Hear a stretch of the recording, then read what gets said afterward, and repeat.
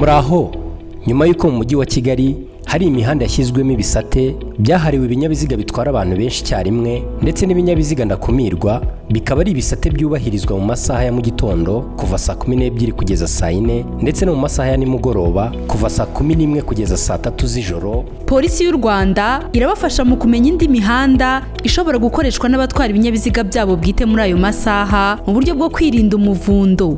Umwe mu mihanda yashyizwemo icyo gisate ni gare yo mu mujyi ahazwi nka Downtown, Rompuwe yo mu mujyi, mu Kanogo, Rwandex, Sonatibe, Prince House, Giporoso, ku Cyamitsingi.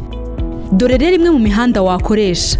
Ushobora gukoresha umuhanda mu Kiyovu, mu Rugunga, ukanyura muri Rompuwe yo mu Kanogo, ugakomereza ahahoze Cadillac, kuri Ecole Internationale de Kigali, mu Myembe, Inilac, Sonatibe, kwa Didi, ugakomeza mu bice bya Kabeza na Kanombe.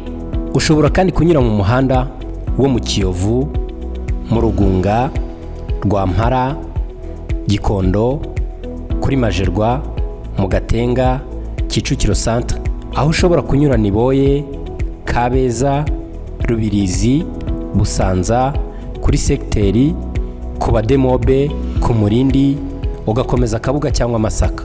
Ushobora no kugera Kicukiro Centre ukanyura ku Muyange, Busanza, kuri Secteur, ku Bademobe, ku Murindi, ugakomeza mu bice bya Kabuga cyangwa Masaka.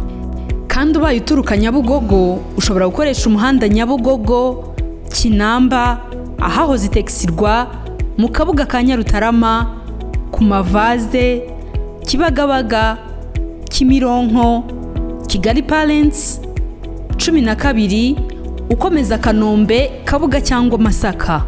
Cyangwa se ugeze Kimironko, ushobora guca kwa Nayinzira, ugakomereza mu Nganda, 15, aho wakwerekeza Kanombe, Kabuga cyangwa se Masaka. Guma ku mbuga nkoranyambaga za Polisi y'u Rwanda maze umenye indi mihanda ushobora kwifashisha mu kwirinda umuvundo.